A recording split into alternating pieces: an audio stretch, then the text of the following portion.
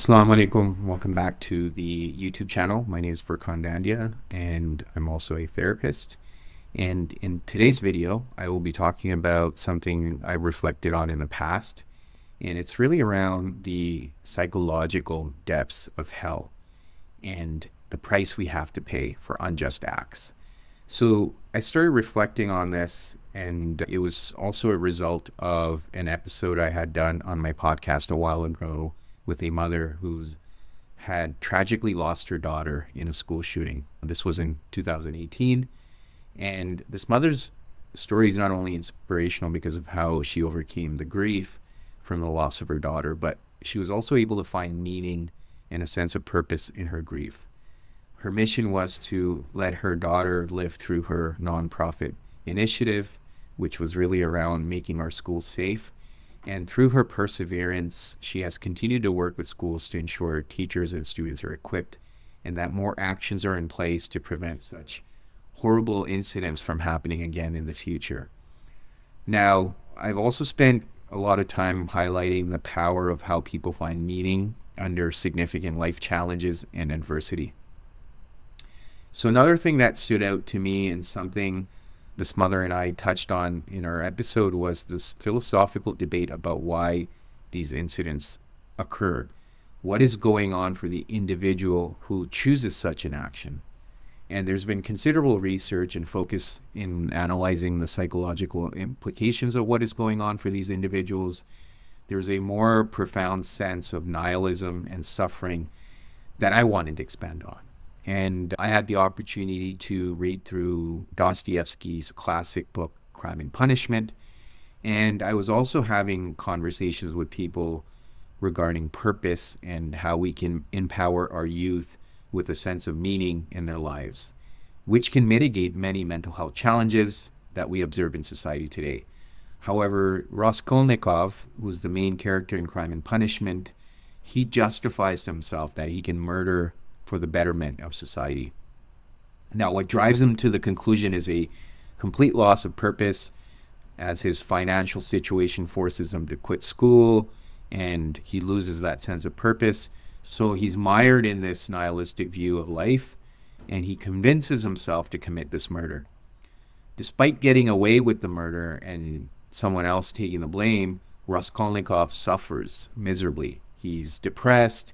He's constantly in a feverish state, losing his mind. He's arguing with people. So you could see the toll that it has on him, despite him getting away with the crime itself. So I've only come to understand this with experience because I've struggled with it too. It's easy to get stuck in this righteous self-indignation and question the need for justice, especially when I feel myself or others have been wronged. And it is crucial for our society to have justice in order for it to function. But there's a deeper psychological aspect I want to explore.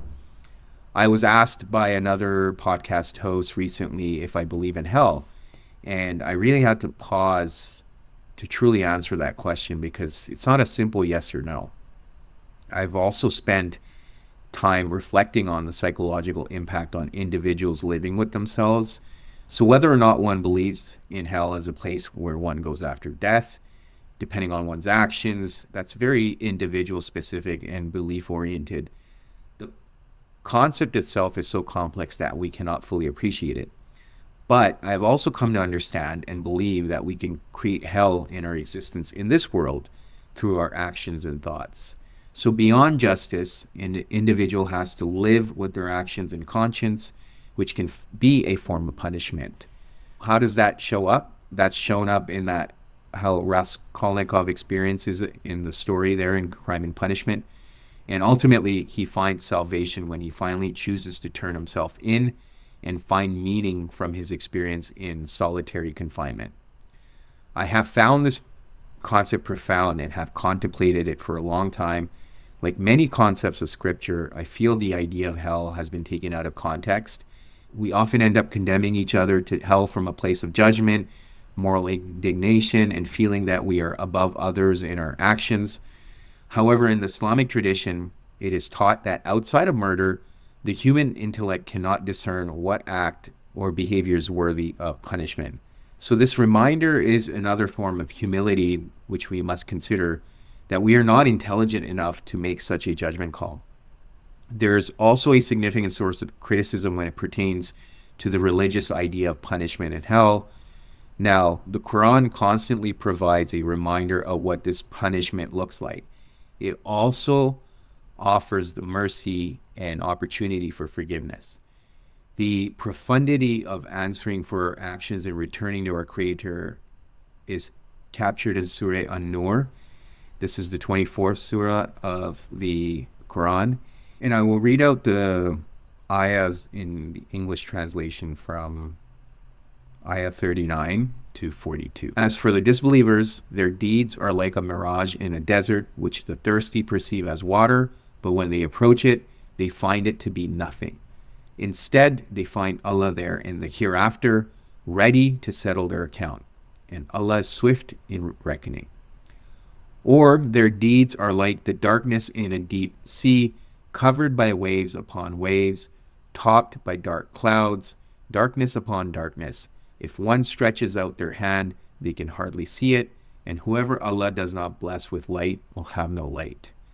Do you not see that Allah is glorified by all those in the heavens and the earth, even the birds as they soar?